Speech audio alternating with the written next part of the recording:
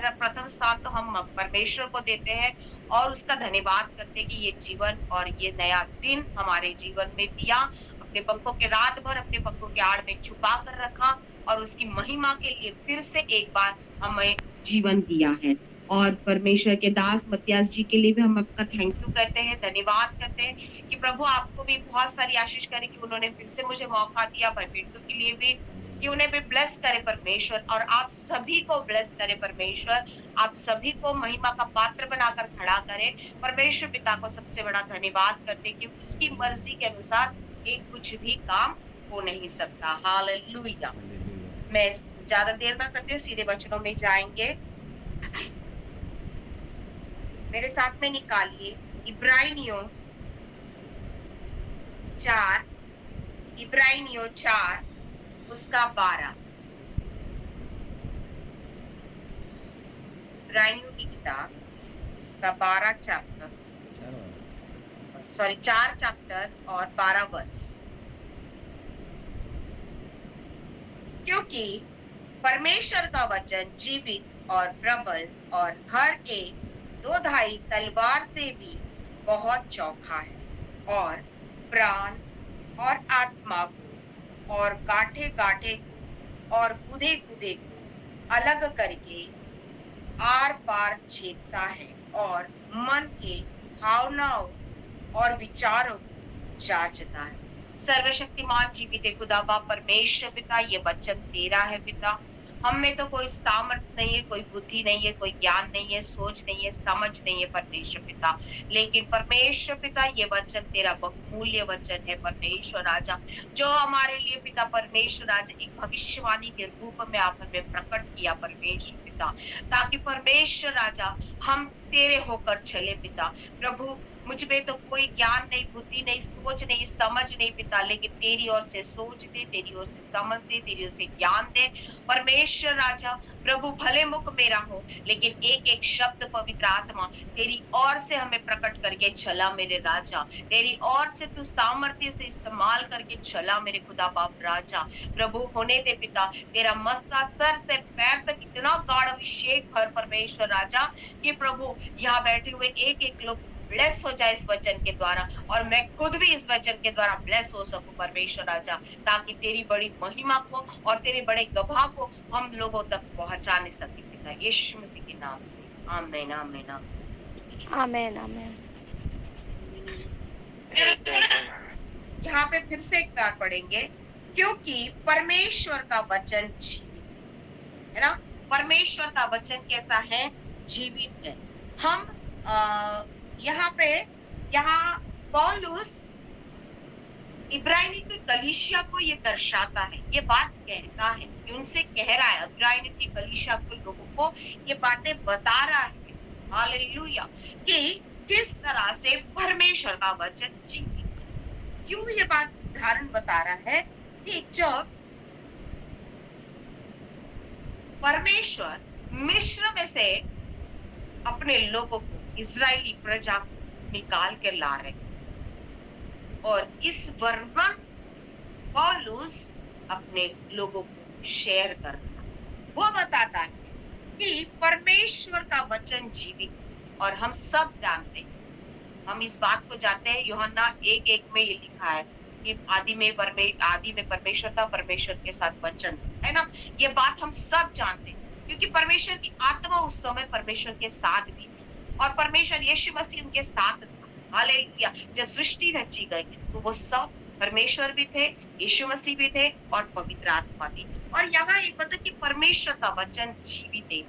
जब मूसा को आज्ञा दी गई है, मूसा को एक आज्ञा दी कि तू जा और मेरे लोगों को, मेरे इस जन को, परमेश्वर ने आज्ञा दी कि जा तू मेरे लोगों को वहां से निकाल कर लेके, कहां से? मिस्र से निकाल कर लेके।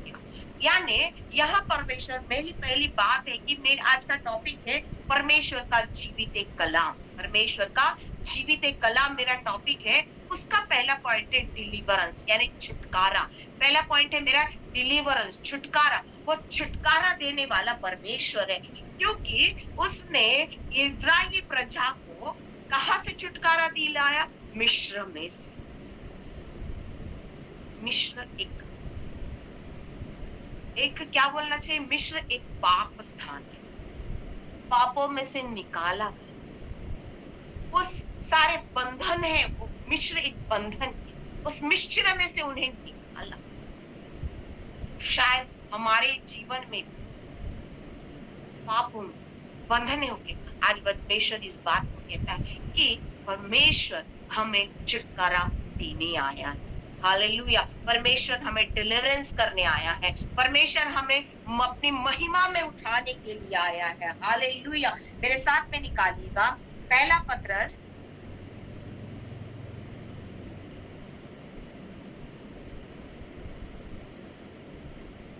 पत्रस एक का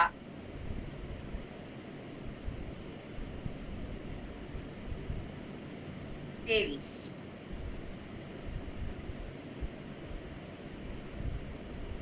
क्योंकि तुमने नाशवान नहीं पर अविनाशी बीज से परमेश्वर के जीवित और सदा ठहरने वाले वचन के द्वारा नया जन्म पाया है। हालेलुया। यहाँ क्या बताया है कि हम अविनाशी है ना, अविनाशी बीज से नहीं बल्कि क्या हुए हैं, परमेश्वर के वचन, जो परमेश्वर ने हमें वचन दिया है, ये जीवित वचन है।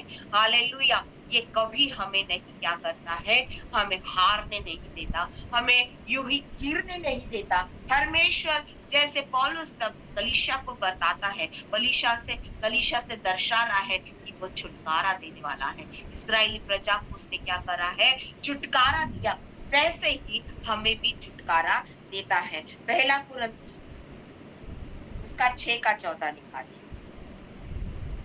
पहला कुरिन्थियों 6 का 14। यहाँ पे क्या लिखा है, परमेश्वर ने अपनी सामर्थ से प्रभु को जिलाया। हालेलुया।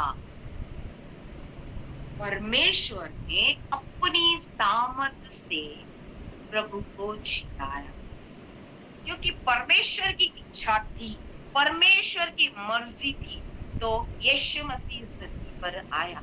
और परमेश्वर की इच्छा थी कि वो निंदित किया जाए, परमेश्वर की इच्छा थी कि वो उसको सब कुछ दुखों की अवस्था से जाए, परमेश्वर की इच्छा थी वो गाड़ा गया, और परमेश्वर की इच्छा थी वो जिलाया गया। हालेलुया। परमेश्वर की इच्छा थी वो जिलाया गया। और यहाँ पे क्या बोला है, हमें भी जिलाया गया। हालेलुया। यहाँ क्या कहता है कि हमें भी जिलाया गया। हालेलुया। हमें भी जिलाया। हम भी मृत्यु की अवस्था में होते हैं, हर दिन हर पल कोई सिचुएशन आती है कि हम मृत्यु की अवस्था में होते हैं। कब हमारे पास में नाना प्रकार की अवस्थाएं आती।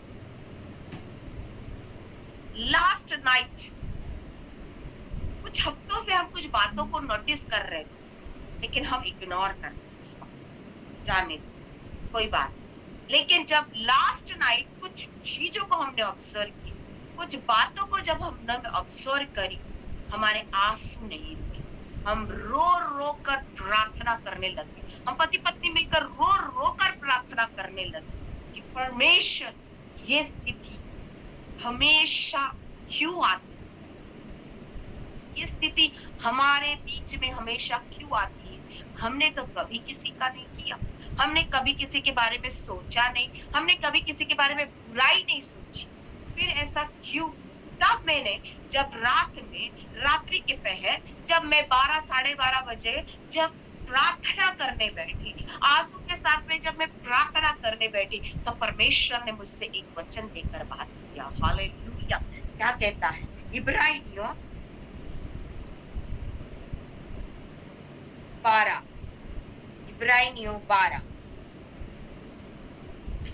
उसका 8, इब्रानियों 12 उसका 8। यदि वह ताड़ना जिसके भागी सब होते हैं तुम्हारी नहीं हुई, तो तुम पुत्र नहीं पर बेविचारी की संतान ठहरेंगे। हालेलुया। मेरे आंखों से आंसू नहीं रुका उस, मेरा ये मन ये ऐसा हुआ कि दुख तो हमें सहना है, ताड़ना तो हमें सहनी है, लेकिन हम हर पल सोचते हैं कि यीशु मसीह नहीं देता है, परमेश्वर नहीं देता, शैतान की ओर से ताड़ना आती है, हम इस बात को सोचते हैं। लेकिन कभी कभी जब मैंने इस 12 अध्याय को पूरा पढ़ा, इस 12 को पूरा पढ़ा, इब्रानी के 12 को जब मैंने पूरा पढ़ा, तब परमेश्वर के क्या कहते हैं, परमेश्वर भी हमें ताड़ना देता कि हम क्या हो सके, हम ताड़ना पे जा सके, क्योंकि तब वो परखना चाहता है कि हम सच में उसके पुत्र या पुत्रिया है। हालेलुया। वो जानना चाहता है कि हम सच में उसके पुत्र या पुत्रिया है, पुत्र है कि नहीं। क्या हम व्यभिचारी की क्या हम वो व्यभिचारी की संतान है, क्या हम शैतान की ताड़ना देता है? क्योंकि उसके 12 के दूसरे में ही लिखा, और विश्वास के कर्ता और सिद्ध करने वाले यीशु की ओर से ताकते रहे, जिसे वह आनंद के लिए जो उसके आगे आगे धरता था, लज्जा की कुछ चिंता न करके क्रूस का दुख सहा। हालेलुया। उसने भी किसी लज्जा को नहीं देखा। अगर लज्जा को वो देखते रहता तो वो शायद क्रूस नहीं होता, आपके मेरे पापों को नहीं उठाता, आपके मेरे दुखों को नहीं उठाता, आपके मेरे गुनाह को नहीं उठाता। उसने लज्जा नहीं देखा, बल्कि हालेलुया इस सारे दुखों को, ये सारे कष्टों को अपने ऊपर लिया, क्योंकि उसने साबित किया कि जीवित कलाम, जीवित वचन सच्चा वचन है। वो जीवित कलाम सच्चा वचन है, सच्चा है। वो कभी भी जीवित मर नहीं सकता, वो हर पल जीवित रहता। और आगे कहता है, परमेश्वर के सिंहासन की दाहिनी ओर जा बैठा। हालेलुया। वो कहाँ जाके बैठा? दाहिनी ओर जाके बैठा। जब हम परमेश्वर की इस ताड़ना में खरे उतरेंगे तो हम भी परमेश्वर की दाहिनी ओर जा बैठेंगे। हालेलुया। जब हम खरे उतरेंगे, कैसे उतरेंगे? खरे उतरेंगे। अय्यूब जैसे खरा उतरा, अय्यूब जिस तरह से खरा उतरा, उस खरे के लिए हम परमेश्वर के पास में उतरेंगे। वो जैसे अय्यूब ने पूरी संसार उसके पास से गया, उसके भेड़ बकरियां गए, उसका घर गया, उसके बच्चे गए, उसका सब कुछ नाश हो गया, लेकिन वो खरा बना रहा परमेश्वर के पास में, वो खरा बना रहा। हालेलुया। आज हमें भी परमेश्वर कहता कि खरे बने रहो। परमेश्वर ताड़ना आती है, जीवित कलाम सच्चा कलाम है, जीवित वचन वो सच्चा है, इसीलिए हमें कहता है रिबाना हत्तरा बशकेर की बड़ी बात। यहाँ पे 6वें के 12 के 6 में क्या लिखा है? क्योंकि प्रभु जिससे प्रेम करता है, कितनी बड़ी बात है, अच्छी से इसको पढ़िएगा। क्योंकि प्रभु जिससे प्रेम करता है उसी की ताड़ना भी करता है। हालेलुया। इसकी ताड़ना करता है जिससे वह प्रेम रखता है, जिससे वो प्यार करता है, देखना चाहता है कि मेरे प्रेम में ये बना रहना कि नहीं रह रही है, वो मेरे प्रेम में बना रह रहा कि नहीं, मेरे वचनों में बना रह रहा कि नहीं रह रहा, इसलिए वो ताड़ना देता है। और जिससे पुत्र बना लेता है, उसको कोड़े भी लगाता है। हालेलुया। वो कोड़े देता है, जैसे अपने एक लौते पुत्र को उसने इस धरती पर भेजा, क्योंकि वो सबसे ज्यादा प्रेम करता था, उसने कोड़े खाए। यहाँ कोड़े का अर्थ हमारे लिए ये है कि जो ताड़ना है वो हमको देता है, कुछ परिस्थितियां हमारे मध्य में लाता है, और कुछ लोगों को हमारे मध्य से जो हमसे सबसे ज्यादा प्रिय होते हैं, जब हमसे वो दूर हो जाते हैं बिना कारण, बिना किसी बात के, वो कुछ हमसे दूर हो जाते, और वो जब हमारी निंदाएं करते, हमारे लिए बुराई सोचते हैं बिना कारण, बिना सोचे, तब ये परमेश्वर, तब वो हमें कोड़े पड़ते हमारे शरीर।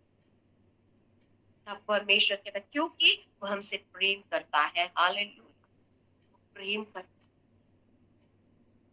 प्रेम करता है करके ही वो ताड़ना देता है। वो परखना चाहता है कि किस तरह से मेरे ये बच्चे, क्या मेरे सच में मैं ताड़ा ना दूंगा तो क्या खरे में उतरेंगे, ये मेरी बेटी, ये मेरा बेटा सच में खरे में उतरेंगे क्या करके। हालेलुया। एक एग्जाम्पल के साथ मैं आपके साथ रखूंगी, एस्तर रानी का मैं एग्जाम्पल रख रही हूँ। हालेलुया। एस्तर एक मामूली लड़की, एक मामूली, एक गरीब लड़की, एक जिसके माँ बाप भी इस संसार में नहीं। हालेलुया। वो अनाथ, उसको मोर्दकाई ने, अपने भाई ने अपनी बेटी बनाकर पाला। हालेलुया। जब राजा राजा की जो पत्नी थी उसको घमंड आ गया, राजा को वो अपनी उंगलियों में नचाना चाहा, लेकिन जब राजा को इस बात को समझ में आने लगा कि मैं इस राजा, ये राज्य का राजा हूँ, लोग मेरे इशारों पर नाचते हैं, मेरी पत्नी ही मुझे इशारों पर नाचना चाह रही है, तो वो क्या हो गया, उसका घमंड चूर करने के लिए उसने कहा, लोगों से कहा, अपने लोगों से कहने लगा, जा और पटरानियों को ढूंढना शुरू कर दे। और जब ये ऐलान हो गया, कहीं लोग, कहीं राजकुमारियां, कहीं क्या, इतनी अच्छी अच्छी, कहीं कितने सुंदर सुंदर वस्त्र पहने वहां आई हो, का पहना कितना सुंदर होगा, कितने महंगे होंगे उनके कपड़े, उनके सर से लेकर पैर तक, पैरों में जूती से लेकर सब कुछ कितना महंगा होगा।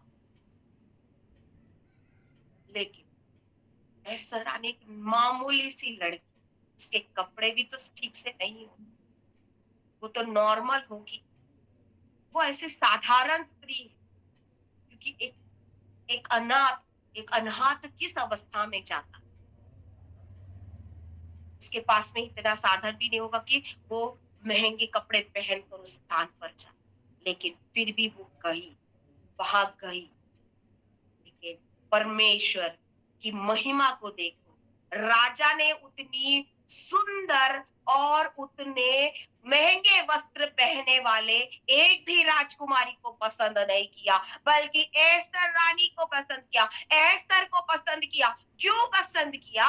क्योंकि उसके अंदर एक चमक थी, एक रोशनी थी, एक अनुग्रह था, एक दया थी। वो था परमेश्वर का अनुग्रह, वो थी परमेश्वर की दया, वो परमेश्वर की सामर्थ, वो परमेश्वर की लज्जा से भरी हुई थी लड़की, वो परमेश्वर की ज्योति से भरी हुई लड़की थी, वो परमेश्वर का तेज उसके ऊपर था, वो परमेश्वर की महिमा उसके ऊपर थी, वो परमेश्वर का अनुग्रह उसके ऊपर था। Hallelujah, praise the Lord. इसके अंदर वो ज्योति चमक रही। हम और आप क्या देखते हैं?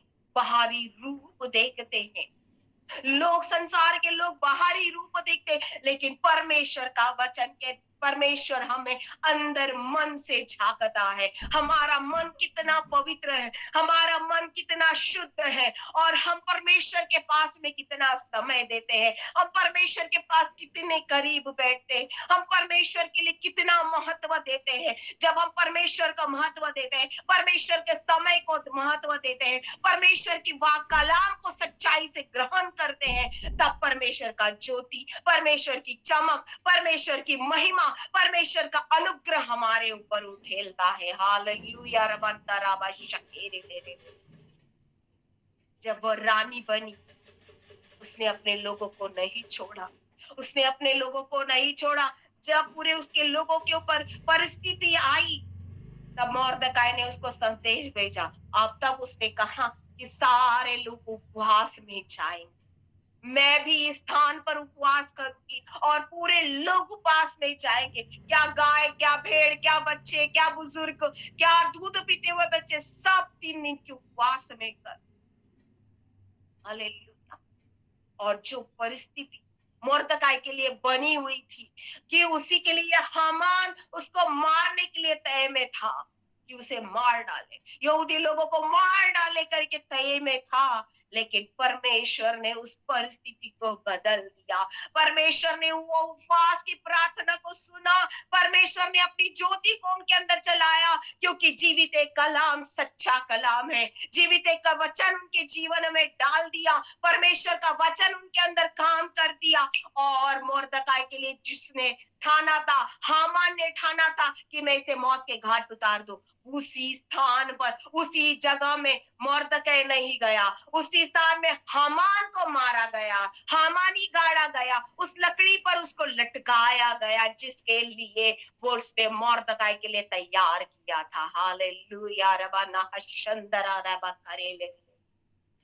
आज मेरे लिए, रात के लिए ये शायद अवस्था होगी। कई लोग हमारे लिए बुराई सोचते होंगे, कई लोग हमारे लिए ठट्टा का कारण सोचते होंगे। लोग कहते होंगे कि कैसे ये आगे बढ़ रहे हैं, किस तरह से ये परिस्थिति में आगे बढ़ रहे हैं, कैसे इनकी घर की परिस्थिति बदल गई, पहले कैसे थे ये और आज कैसे हो गए हैं। हालेलुया। लेकिन ये परिस्थिति बदलने वाला हमारा जीवित परमेश्वर है। वो जीवित एक कलाम हमारे मध्य में रखता है। हालेलुया। क्योंकि वह ताड़ना देता है। वो ताड़ना किसको देता है? सबसे प्रिय पुत्र और पुत्री को ताड़ना देता है। और वो देखना चाहता है कि कितने मेरे में, मुझ में वो बने रहते हैं। तब वो बात कहता है कि तुम दुख को ताड़ना समझ कर सह लो। क्या बोलता है? दुख को क्या करना है? ताड़ना। शायद बीमारी की ताड़ना, शायद परिस्थिति की ताड़ना, शायद परमेश्वर निंदाओं की ताड़ना हमारे ऊपर दे रहा होगा। चाहे नाना प्रकार की फाइनेंशियल भी शायद परिस्थिति, आज हम क्या नहीं होंगे। शायद पति पत्नी की अनबन, शायद हमारे अपने घरों की अनबन, शायद हमारे ही लोग हमारे विरोध खड़े हो रहे होंगे। ओ खुदा बाप, लेकिन ये ताड़ना, ये दुख जो सह लेता है, परमेश्वर तुम्हें पुत्र जानकर तुम्हारे साथ बर्ताव करता है। कैसा बर्ताव करता है? पुत्र होने के कारण वो हमसे प्यार करता है, पुत्र होने का अधिकार देता है, पुत्री होने का, बेटा बेटी होने का अधिकार देता है। उस तरह से बर्ताव करता है। हालेलुया। रबना हशेरे। उस परिस्थिति से परमेश्वर हमें निकाल, वो नहीं सोचता कि हाँ। इसलिए यहाँ बोलता है कि जो ताड़ना में भागी होता है, वो जो ताड़ना में भागी होता है वो उसको सह लेता है। वो परमेश्वर के बच्चे चाहते नहीं। लेकिन यहाँ इस्राएली प्रजा, सब कुछ गई उनके पास, सब कुछ था उनके पास। परमेश्वर ने उन्हें छुड़ा कर लेकर आया, उस सारी निंदाओं की अवस्था से छुड़ा कर लेकर आया, उस परिस्थिति से छुड़ा कर लेकर आया, छुड़ाया जिस तरह से दाऊद को। हालेलुया। दाऊद को छुड़ाया किसके हाथों से? साउल के हाथों से छुड़ाया। दाऊद को छुड़ाया। अबीगेल के एग्जाम्पल में आपको देती। अबीगेल जो नाबाल की पत्नी थी, मेरे साथ में निकालिए पहला सैमुएल,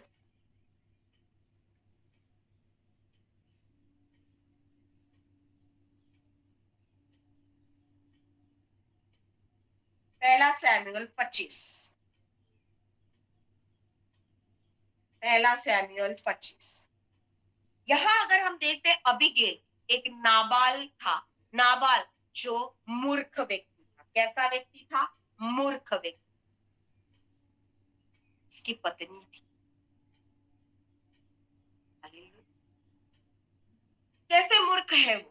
क्योंकि जब उसकी परिस्थिति सही नहीं थी, उसने दाऊद की हेल्प ली, दाऊद से मदद मांगी। तब दाऊद ने अपने लोगों के, अपने सेवकों से उसकी हेल्प करने के लिए कहा, और उसके भेड़ बकरियों को, उसके सब कुछ, उसको सारी चीज, उसके सेवकों को, उसको सारी चीजों की व्यवस्था पूरी कर दी।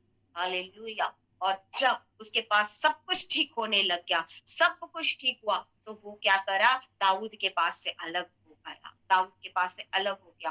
लेकिन जब दाऊद को नाबाल की जरूरत पड़ने लग गई, तब उसने संदेशा भेजा, कि हाँ, मैं नाबाल के पास मदद मांगने जा रहा हूँ।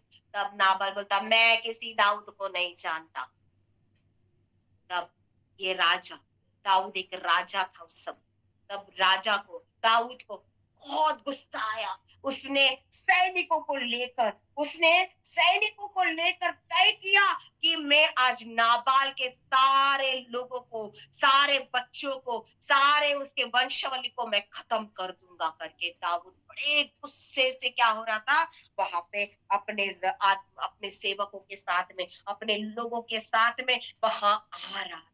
हालेलुया। लेकिन जब इस बात को नाबाल के सेवकों को पता चला, वो दौड़ता हुआ नाबाल के पास नहीं बल्कि उसकी पत्नी अबीगैल के पास आया, दौड़ते हुए आया और कहने लगा कि वो 400 पुरुष, कितने लोगों को, 400 पुरुषों को लेकर दाऊद के पीछे, दाऊद लेकर आ रहा है हमें मारने के लिए, हमारे लोगों को मारने के लिए वो लेकर आ रहा है। हालेलुया करके तब अबीगैल तब अबीगैल क्या करती, 18 में अगर हम देखते हैं, अगर इसी के 25 के हम 18 में देखते हैं, तब वो फुर्ती से 200 रोटी और 2 कुप्पी दाख मधु और 5 भेड़ों का मांस और 5 सा भुना हुआ अनाज और 100 गुच्छे अंगूर और अंजीरों को 200 टिकिया लेकर गधे पर लाद गई।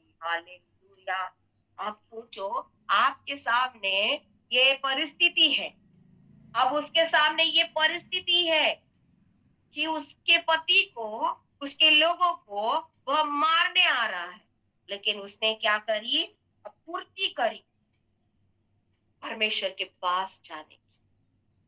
उसने फुर्ती करी परमेश्वर की। उसको ये पता था कि दाऊद को क्या चीजें लग रही है। उसने ये सारी चीज, 200 रोटी, हालेलुया, 200 रोटी बनाना मुश्किल है, आसान नहीं है। आज मैं और आप ही 25 या 30 ही बना ले तो थक जाएंगे, लेकिन उसने कितनी बनाई, 200 रोटी बनाई, 2 कुप्पी थे मधु रखी और भेड़ों का मांस, 5 भेड़ों का मांस पकाया, अनाज भूंजा हुआ रखा, गुच्छे रखे अंगूरों के और अंजीरों की टिक्की बनाकर उसने रखी। और पूर्ति करते हुए वो दाऊद जहां से आ रहा था उसके पीछे वो जा रही थी, वो पीछे वह जा रही थी, वो जहां दाऊद सामने से आ रहा थी आगे आगे जा रही थी। हालेलुया। वो जा रही थी, वो जा रही, और जैसे उसने दाऊद को देखा, 32 में, इसी के 32 में, 32 में देखेंगे, दाऊद ने अबीगैल को से कहा, इज़राइल का परमेश्वर यहोवा धन्य है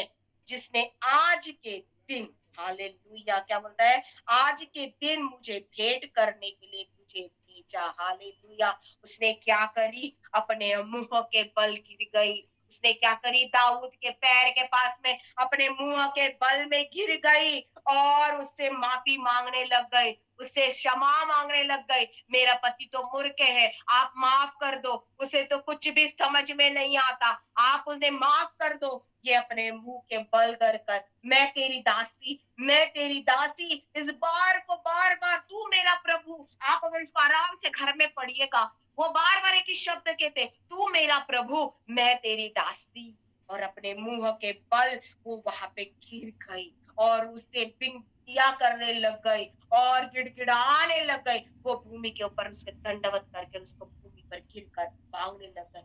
तब दाऊद इस शब्द को कहता है कि इसलिए परमेश्वर सेनाओं के यहोवा, जिससे आज दिन मुझे छुड़ाने से भेंट करने के लिए आया, और तेरे विवेक धन्य है और तू आप ही धन्य है कि तूने मुझे आज के दिन खून करने और अपना बदला आप लेने से रोका है। हालेलुया।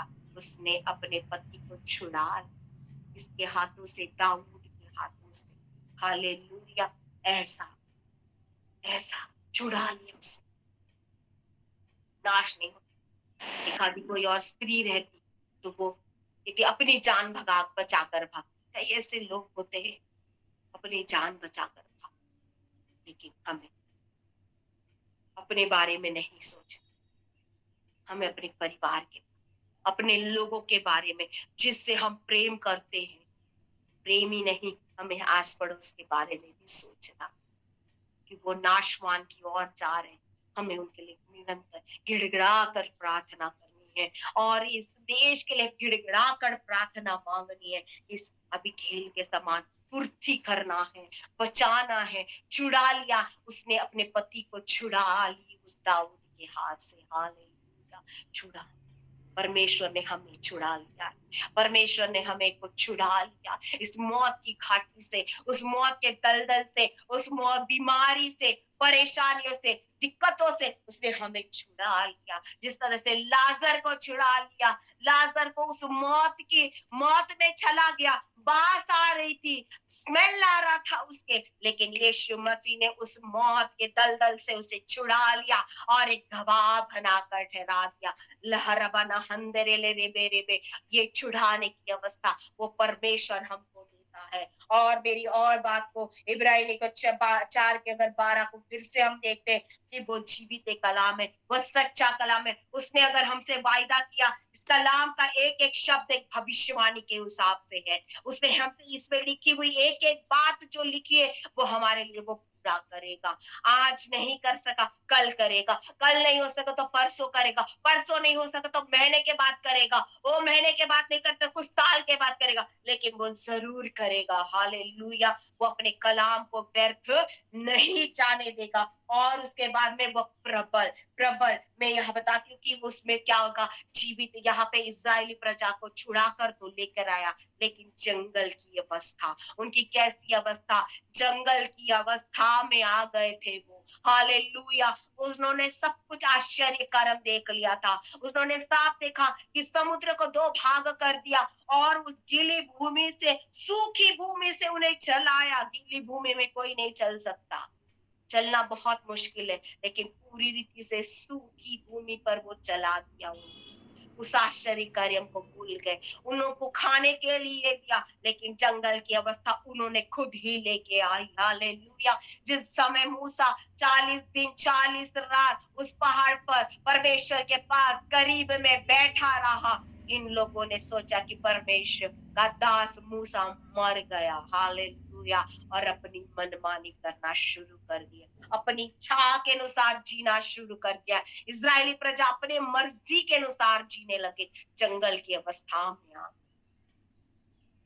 शायद आज आ रहा हमारा भी अवस्था जंगल की अवस्था, लेकिन परमेश्वर का वचन कहता है कि मैं जंगल की अवस्था से तुझे छुड़ाने वाला हूँ। हालेलुया। अगर इब्रानियों 12 का ही 9 देखते हैं, 12 का 9 देखते हैं, फिर जब कि हमारे शारीरिक पिता, क्योंकि परमेश्वर भी कभी कभी क्या करता है, ताड़ना देता है। कैसे ताड़ना देता है कि हमारे शारीरिक, आप आराम से पढ़िएगा तो शारीरिक पिता भी हमें कब क्या करता है, ताड़ना देता है। जब हम गलतियां करते हैं तो हमारा पिता भी हमको गुस्सा करता है, मारता है, पीटता है और हमें सीधे रास्ते लाना। हमें हमारा पिता जो जन्म दिया वो पिता, वो कभी नहीं चाहेगा कि हमारे बच्चे बुराई की ओर जाए। आप कहीं में से लोग माता पिता हैं, कहीं आप ये नहीं सोचेंगे कि मेरा बच्चा कहीं गाली देना सीख जाए या कहीं बुरी लोगों की संगति में ना फंस जाए, तो आप क्या करते हो, उसे ताड़ना देते हो, उसको उसको परीक्षाएं देते हो, उसको सीधा लाने के लिए हर एक उम्मीद करते हो। वैसे ही या शारीरिक पिता को अगर जब हम सोचते हैं और उस समय क्या करते हैं, शारीरिक पिता भी हमें ताड़ना किया करते थे और हमें अपना, और हमने उनका आदर किया।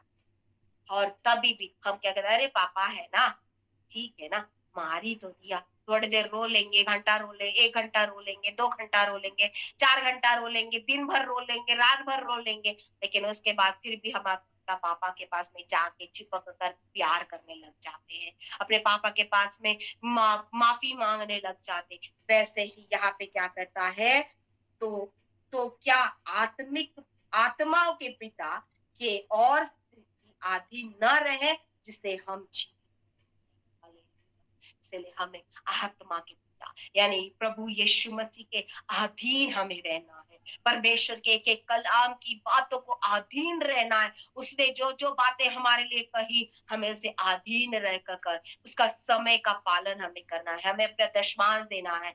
दशमांश, मैंने कई बार इस बात को कही है, दशमांश तुम्हारा पैसा देना दशमांश नहीं, वो दशमांश, जो समय का दशमांश जिसमें आपने और मुझ में ठहराया होगा, वो वक्त जो उसने आपने और मुझ में ठहराया होगा, अकेले बैठने की, अकेले की प्रार्थना, और वो अपने रूम में अपने खिड़की दरवाजे लगाकर करने की प्रार्थना जो आपने और मुझ में ठानी होगी, वो वक्त ठाना होगा। ओ रबाना हरा शकेरले, वो वक्त हमें ठाना, उसके पास जाना है, ताकि ये ताड़ना से हमें बचना है, क्योंकि हमें जीवित रहना है। हालेलुया। हमारा ये शरीर तो एक ना एक दिन मिट्टी में हो मिल जाए, क्योंकि मिट्टी है, वो मिट्टी में जलेगा, लेकिन ये आत्मा किसके पास पहुंचनी है? वो स्वर्गीय आलय तक पहुंचनी है, जिसके लिए आप और मैं इतनी मेहनत कर रहे, सुबह भोर से बैठकर यहाँ तक बैठे हुए, किसके लिए मेहनत करें? ये शरीर के लिए, ये नाशवान शरीर के लिए नहीं कर रहे, स्वर्गीय आत्मा के लिए। आत्मा जहां हमारा घर है, जहां हमारी वो वास है, उस वेदी पर, उस जगह पे, उस स्वर्ग के लिए आप और मैं जो तैयार होना चाह रहे हैं। हालेलुया। उसी तरह से पौलुस और सिलास की कहानी में एक बात बताती, कहानी नहीं, ये सच्चाई है। जब पौलुस और सिलास को पकड़ा, बंदी बनाया गया था, तब वो आराधना करने लगे। वो संकल में बंधे हुए थे। कैसे बंधे हुए थे? संकलों में बंधे हुए थे।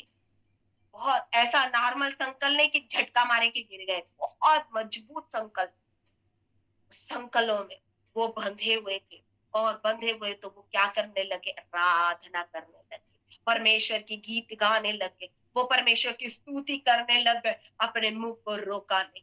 चाहे हम किसी भी अवस्था में, हम मेरा एक है कि मैं कभी भी अपना काम करती हूँ, तो मैं कभी चुप नहीं रहती, पर इसमें वचन लगा के चलूंगी मोबाइल में, या पर मेरे मुख से हमेशा अन्य भाषा की स्तुति निकलती रहेगी, अन्य भाषा से मैं प्रार्थना करती हूँ, गीत गाकर उसकी स्तुति करती वो, क्योंकि मैंने इस बात को, इस जगह से, इस पौलुस और सिलास की ये बातों को से मैंने बंधनों में तो बंधे थे, संकलों में बंधे थे, लेकिन स्तुति करना नहीं छोड़ा परमेश्वर की। उन्होंने परमेश्वर की महिमा करना नहीं छोड़ा। प्रेरितों के काम 16, प्रेरित 16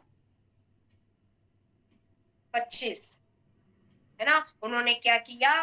तब आधी रात को लगभग पौलुस और सिलास प्रार्थना करते हुए परमेश्वर के भजन गा रहे थे, और कैदी उन्हें उनकी सुन रहे थे। इतने में ही एकाएक बड़ा भूकंप आया, यहाँ तक कि बंदी गृह की नींव हिल गई। हालेलुया। क्या हो गई? बंदी गृह की नींव हिल गई। भूकंप आया और पूरी हिल गया, और सब कुछ, और वहां क्या अवस्था हो गई? पूरा धुआं धुआं हो गया। हालेलुया। दरोगा जगह उठ गया, दरोगा जगह से उठकर वह बंदी गृह की द्वार को लेकर देख कर समझ गया कि कैदी क्या होगा है। वहां दरोगा, दरोगा तो वहां पे दरवाजे खुले पड़े, तो वो डर गया कि कैदी, बंदी, जो बंदी थे, वो सब क्या हो गए? भाग गए होंगे। कौन रहेगा ये सोचा, लेकिन तब वो राजा के डर से, वो राजा के गुस्से से डर गया। उस जंगल की अवस्था से वो डर गया, उस जंगल की अवस्था से वो डर गया। कौन? दरोगा डर गया। और तब उसने क्या करी? म्यान से तलवार निकाली और अपने आप को मार डालना चाहा, अपने आप को खत्म करने चाहा। यहाँ पे उसने तलवार खींचकर अपने आप को मार डालना चाहा, परंतु पौलुस ने ऊंचे शब्द से पुकार कर कहा, अपने आप को कुछ हानि ना पहुंचाना, क्योंकि हम सब यही हैं। हालेलुया। ये बहुत बड़ी बात है। चाहे तो दरवाजा खुल गए, सब भाग सकते थे, सब जा सकते थे, लेकिन नहीं गए, क्योंकि वो परमेश्वर की महिमा को आप करना चाहते थे, परमेश्वर की ज्योति को वह चमकाना चाहते थे, परमेश्वर की तेज को वो चमकाना चाहते थे, परमेश्वर की बातों को वहां रखना चाहते थे। हालेलुया। परमेश्वर की गवाह को वहां रखना चाहते। आप और मैं, अगर सिचुएशन आई तो भागना नहीं है, बल्कि डट के सामना करना है, जैसे पौलुस और सिलास ने यहाँ किया। और पौलुस ने बड़े हानि से कहा कि तू क्या कर, अपनी हानि मत पहुंचा, कि हम यहाँ है। तब वह दिया मांग कर भीतर लपक कर और कांपते हुए पौलुस और सिलास के आगे गिर गया। हालेलुया। क्योंकि पौलुस और सिलास नहीं चाहते थे कि वो मर जाए, वो मर जाए। आज आप और मैं, शायद हमारे दोस्त, हमारे संगी, हमारे रिलेटिव्स, कहीं भी शायद शायद हो सकता आज उनके अंदर में जंगल की अवस्थाएं होगी, लेकिन हमें ऐसे ही नहीं उन्हें छोड़ना है। उन जंगल की अवस्था से बाहर निकालना है। उनकी जंगल की अवस्था को निकालने के लिए पूरा प्रयास करना है। उपवास के साथ बैठना है, घुटनों को तोड़ना है, परमेश्वर के पास उनके लिए मांगना है कि ताकि जंगल की अवस्था जाए उनके जीवन से, वो जंगल की अवस्था से जाए और वो आपके पास में आए। हालेलुया। रबंदा हानवश आपसे मांग, शायद हमारी भी अवस्था जंगल की अवस्था, ये सारी जंगल की अवस्था हमारे जीवन से जाए। हम यूसुफ की बात देखते हैं, यूसुफ के अंदर में भी पूरी जंगल के, वो पिता बड़ी खुशी से एक छोटा भाई होने के नाते अपने पापा को, अपने भाइयों को अंतर जो स्वप्न देख रहा है उस बात को वो बताता है, उस बात को वो कहता है कि मेरे भाई खुश होंगे मेरी इस बात को जानकर कि परमेश्वर मेरे को दर्शन देकर, स्वप्न देकर ये सारी बातों को था। लेकिन भाई लोग क्या हो गए, जलावट, जलसी उनके अंदर पैदा हुई और तय किया कि उसको क्या करे, बेच दे। और जब उसको बेच दिया गया, हालेलुया, वो बेच दिया, लेकिन उसने बेचने के बाद, वो मिस्र में जाने के बाद में भी चुपचाप नहीं बैठा रहा। वो हृदय की गहराई से परमेश्वर को पुकारता रहा, हृदय की गहराई से परमेश्वर के करीब आता रहा, हृदय के पास से परमेश्वर को पुकारता रहा, परमेश्वर की स्तुति करता रहा, पीछे नहीं हटा, बल्कि परमेश्वर को और करीब आता गया, परमेश्वर के और करीब आता गया और मांगने लगा परमेश्वर से, परमेश्वर के पास आके। हालेलुया। उस सारी अवस्था परमेश्वर के भाइयों ने उसे बेच दिया, उस जंगल की अवस्था से वो गुजरा। वो परमेश्वर वहां पे फिर वो सारी बातों को देखा। हालेलुया। जब उसकी वो राजा की पत्नी ने उसे बुरी बातें कहने लग गई और उसकी बुरी अवस्था उसकी करने लग गई, उसके साथ गंदा अवस्था करने लग गई, वे विचार करने की विचार कर रहा था उस पर, उस रानी ने। लेकिन यूसुफ सिद्ध रहा, और क्योंकि उसके अंदर परमेश्वर का डर था। जिसके अंदर परमेश्वर का डर है, जिसके अंदर परमेश्वर का भय है, वो गलत काम कभी नहीं करेगा और वो वहां से भाग गया। जब पोतीफर की पत्नी ने जब उसके ऊपर ही उल्टा दोष लगाए तो राजा ने उसको जेल में बंद करा। वो जंगल की अवस्था, वो राजा उस जेल की अवस्था, वो विचार के समय में वो जंगल की अवस्था, वो जेल में भी वो जंगल की अवस्था, लेकिन जेल में भी वो परमेश्वर की स्तुति करना नहीं छोड़ा, वो परमेश्वर की महिमा करना नहीं छोड़ा, वो परमेश्वर के करीब आना नहीं छोड़ा, वो परमेश्वर के पास निरंतर आता बैठा और परमेश्वर की महिमा गाता रहा कि तेरी मर्जी हो तो तू मुझे इस जगह से निकालेगा, तेरी इच्छा होगी तो तू मुझे इस संसार से, इस जंगल की अवस्था से निकालेगा करके जब इस बातों को वो कह रहा था तो ऐसी स्थिति बनी कि उसने जो दर्शन, और राजा ने जो दर्शन देखा और कहा कि इस दर्शन को, इस स्वप्न को कौन बताएगा। जब पता चला कि इस दर्शन, इस स्वप्न को, इस बातों को सिर्फ यूसुफ उस बात को बता सकता है। जब उसने इस बात को वर्णन किया, उस बात को बताया, अकाल का दिन आने वाला है, हमें भंडारों को भजा गई, सारी बातों को वर्णन जब यूसुफ करता है तो तब राजा ने, परमेश्वर ने राजा के अंदर बात डाली और उसको उस देश का प्रधानमंत्री स्थापित किया। हालेलुया। वो प्रधानमंत्री वो जंगल की अवस्था में भी परमेश्वर को नहीं भूला, वो परिस्थिति को देखकर परमेश्वर के नजदीक आना नहीं भूला, क्योंकि परमेश्वर उसके साथ था, वो डर था, वो परमेश्वर के भय में चलता था और परमेश्वर उसके करीब आता रहा, परमेश्वर उसके पास आता था और उस जंगल की अवस्था से निकाल कर एक प्रधानमंत्री की अवस्था में उसको रखा। और एक ना एक दिन आपके और मेरे जीवन में, आप सबके जीवन में यही आएगा, चाहे आज कैसी भी परिस्थिति क्यों ना हो, वो परिस्थितियों पर जय देने वाला परमेश्वर है। आज अंधकार को छुड़ाकर वो परमेश्वर महिमा का पात्र बनाकर आपको स्थानों में रखेगा। जो लोगों ने आपकी निंदाएं करी होंगी, जो लोगों ने आपको ठोकर का कारण समझा होगा, उसके लिए प्रार्थना कर। वो जंगल की अवस्था के लिए एक ना एक दिन वो आपके सम्मुख आकर गिर कर आपसे माफी मांगेगा। हालेलुया।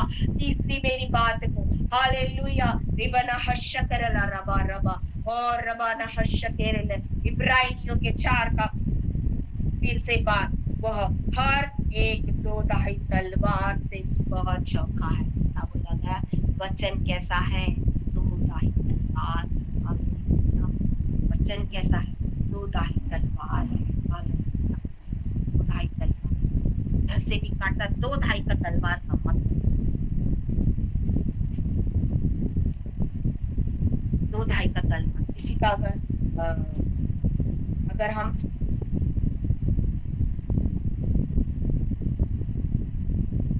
12 का, इब्रानियों 12 का अगर हम 10 को देखते हैं तो अपनी अपनी समझ के अनुसार थोड़े दिनों के लिए ताड़ना करते हैं, पर वह हमारे लाभ के लिए वह ताड़ना करता है। लेकिन इसके लिए ताड़ना करता है कुछ समय के लाभ। ये वचन हमारे लिए दो धाई तलवार, ये वचन, क्योंकि ये क्या करता है? दोनों तरफ से काटता है, घाटे घाटे को काटता है वो हमारे बात। अब यह दो धाई तलवार हमारे शरीर का भी एक अंग है, वो है हमारी जबान, हमारी जीभ, हमारी जीभ। क्योंकि क्या करते?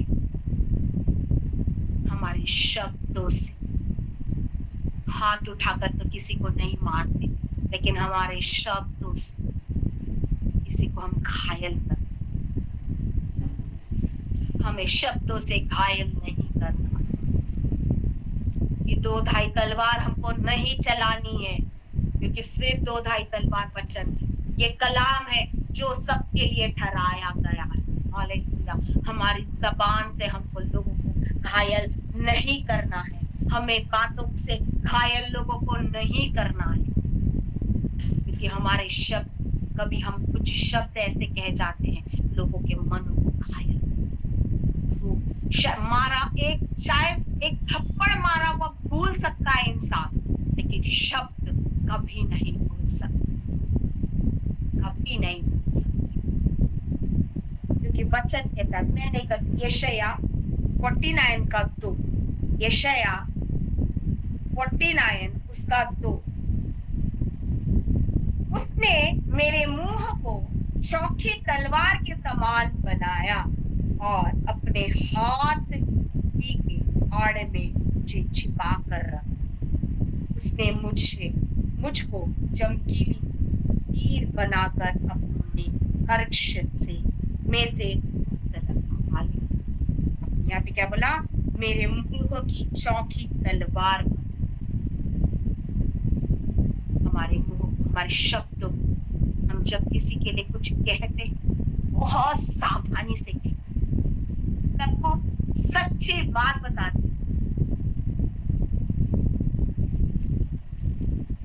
आज भी उस बात को, बीत गया, आज 16-17 साल हो गए उस बात को मेरे जीवन, लेकिन आज भी उस बात को मैं याद करती हूँ ना, मेरा दिल छलनी हो जाता है, क्योंकि शब्द ही लोगों को भेद देता है और शब्द लोगों को परिस्थिति को बदलता है। तो शब्द, हमें अपने शब्दों को कंट्रोल करना, क्योंकि मैंने इस बात को एक नहीं 3 बार इस शब्दों को देखा है और परिस्थिति बदलते हुए देखा।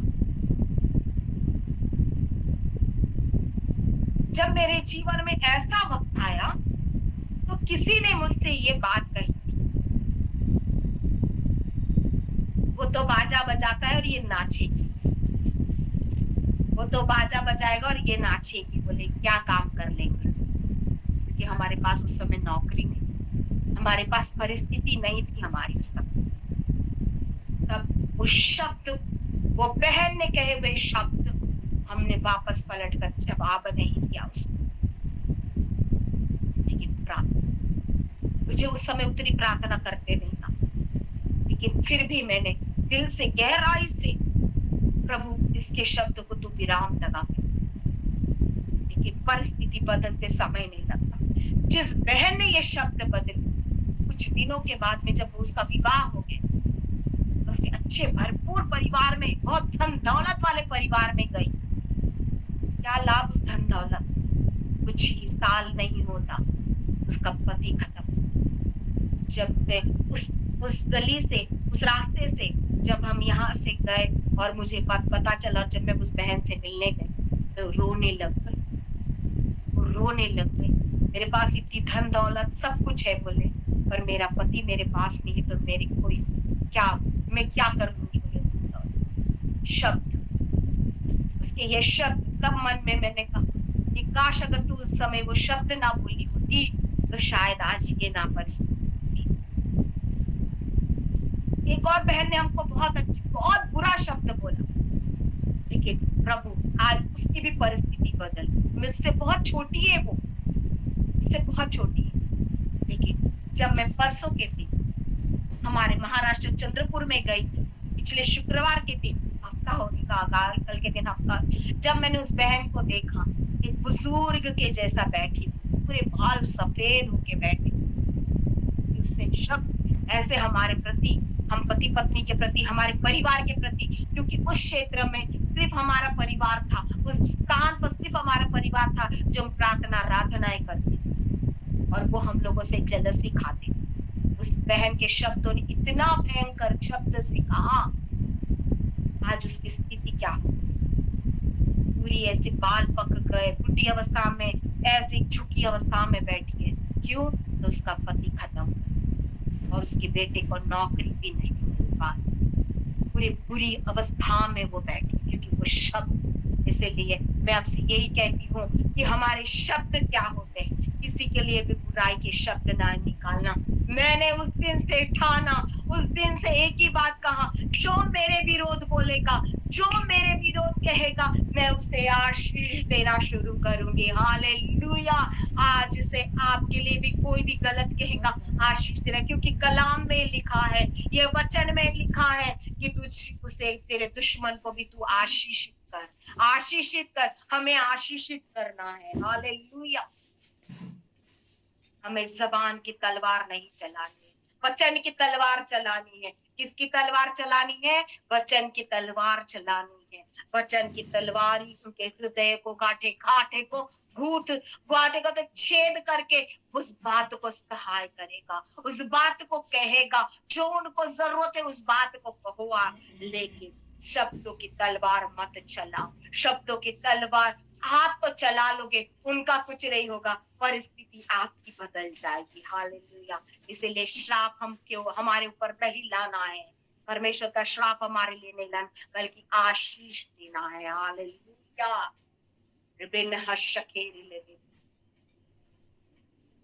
हमें आशीष। उसके बाद अगर हम देखते हैं उसी के इब्रानी को अगर हम देखते हैं तो वहां और बात लिखी है। हालेलुया। क्या कहता है कि वो और गांठे और प्राण और आत्मा को। अब मैं आपको एक इंपॉर्टेंट बात बता के खत्म करूंगी, मेरे पास में ज्यादा समय नहीं बचा, मेरे पास सिर्फ 1 मिनट बचा और मैं 1 मिनट में नहीं खत्म कर सकूंगी। हो सकेगा तो मैं लास्ट बात बताऊंगी। बस ये हमारे प्राण क्या करेगा, प्राण को और आत्मा को। वचन कहता है, पहला थिस्सलुनीयों बताकर मैं खत्म करूंगी। पहला थिस्सलुनीयों 5:23, पहला थिस्सलुनीयों 5:23, पहला थिस्सलुनीयों 5:23।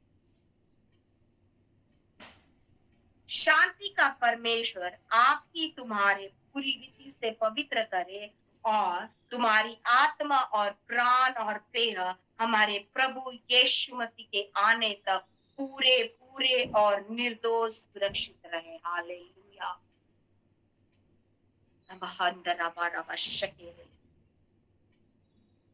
मेरे पास समय खत्म हो गया, मैं इसके आगे नहीं बता पाऊंगी, क्योंकि समय परमेश्वर के यही था, लेकिन हमारी प्राण देह आत्मा परमेश्वर की ओर सौंपना, परमेश्वर के लिए समर्पित कर देना है, क्योंकि उसका हमारा कांटेक्ट होना बहुत जरूरी।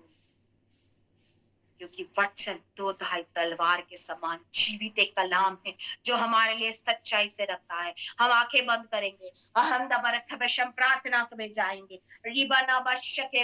पापा जी, ये तेरा वचन हमें छुड़ाने वाला वचन है। पापा जी, ये वचन हमारे लिए छुड़ाने वाला अवस्था है। हमारी जंगल की अवस्था से आप हमें छुड़ा कर लाने वाले परमेश्वर है। ओ पिता परमेश्वर राजा, ओ हमारे हृदय में आप बसने वाले परमेश्वर है। हमारी प्राण देह आत्मा आप है परमेश्वर राजा। हम चौखे बन सके परमेश्वर राजा, हम चौखे हो सके पिता, हम अच्छे बन सके परमेश्वर राजा, हम पूरी रीति से परमेश्वर राजा। अगर आज भी हमारे अंदर में गुनाह होंगे, हमारे जबान के कारण पिता, हमारे मुंह के इस जीभ के कारण किसी के हृदय को आज तक किसी ने ठोस पहुंचाई होगी, तो पिता हमें क्षमा कर पिता, ताकि हम परमेश्वर राजा चौखे बन सके पिता, हम तेरे लिए परिपक्व हो सके परमेश्वर राजा।